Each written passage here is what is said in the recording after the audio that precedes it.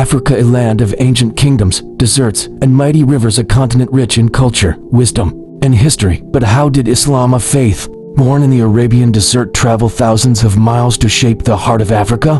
From the mighty empire of Mali to the ancient land of Egypt and the early Christian kingdom of Ethiopia, Islam left a deep and lasting mark. Today, we uncover the fascinating story of how Islam spread across Africa, not just through conquest but through trade, faith, and the power of knowledge. Egypt, the gateway of Islam.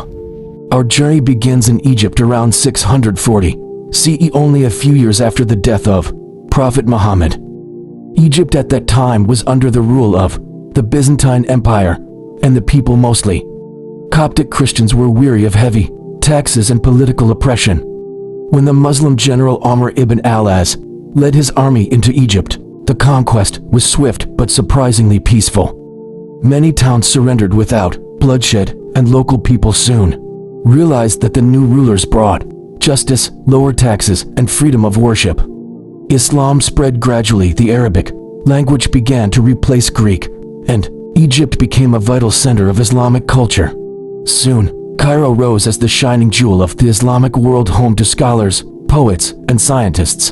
In the 10th century, the Fatimid dynasty established Al-Azhar University, which still stands today as one of the oldest and most respected centers of Islamic learning in the world. From Cairo, Islam spread further into Sudan, Libya, Tunisia, and the rest of North Africa, making Egypt the gateway of Islam into the African continent. Mali, the Golden Empire of Islam. Now, we travel west across the Sahara Desert, where caravans of traders moved slowly under the scorching sun. These traders were the bridge between North Africa and West Africa. They didn't come as conquerors, but as merchants, bringing with them salt, gold, ivory, and Islam. Islam spread here through peaceful trade and knowledge. The local rulers saw in Islam a religion of unity, justice, and learning, values that could strengthen their kingdoms. Among these rulers, one name stands above all: Mansa Musa, the king of the Mali Empire. Mansa Musa ruled from 1312 to 1337 and is often called the richest man who ever lived. His empire controlled vast gold mines and major trade routes, making Mali one of the wealthiest empires in history. But his greatness wasn't just in wealth, it was in faith. In 1324, Mansa Musa made his legendary pilgrimage Hajj to Mecca. His journey astonished the world. He traveled with thousands of people, camels carrying gold, and displayed unmatched generosity along the way. When he passed through Cairo, he distributed so much gold that the value of gold reportedly dropped for years. But more importantly, this journey transformed Mali. Mansa Musa returned with scholars, architects, and teachers who built magnificent mosques and centers of learning. The most famous of them was the Sankore University in Timbuktu, a center of knowledge that rivaled the great libraries of Baghdad and Cairo. Manuscripts on science, astronomy, medicine, and Quranic studies filled its shelves. Islam became not just a religion, but a foundation of education and governance in Mali. And even though Islam mixed with local African traditions, it remained a source of unity and progress for centuries. Ethiopia, the first refuge.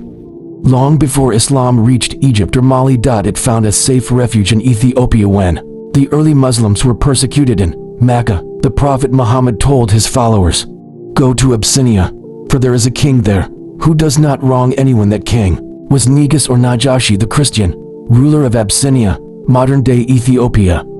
The small group of Muslims who fled Mecca were received with kindness and protection. When the Quraysh sent envoys to bring them back, Negus refused. He listened to Jafar ibn Abi Talib, who recited verses from the Quran describing Maryam, Mary, and Isa, Jesus. Tears came to Negus's eyes, and he said, "Truly, this and what Jesus brought come from the same source." Some historians believe that Negus later embraced Islam quietly. Ethiopia remained largely Christian, but this early connection created a deep bond of respect between Muslims and Ethiopians, one based on peace, compassion, and shared faith in God. The story of Islam in Africa is not just about religion, it's about knowledge, peace, unity, and culture. From the sands of Egypt to the golden cities of Mali and the ancient mountains of Ethiopia, Islam helped shape the heart of Africa into a land of faith and wisdom. And even today, the call to prayer echoes across the continent, reminding us of a journey that began over 1,400 years ago, carried not by swords, but by hearts that believed.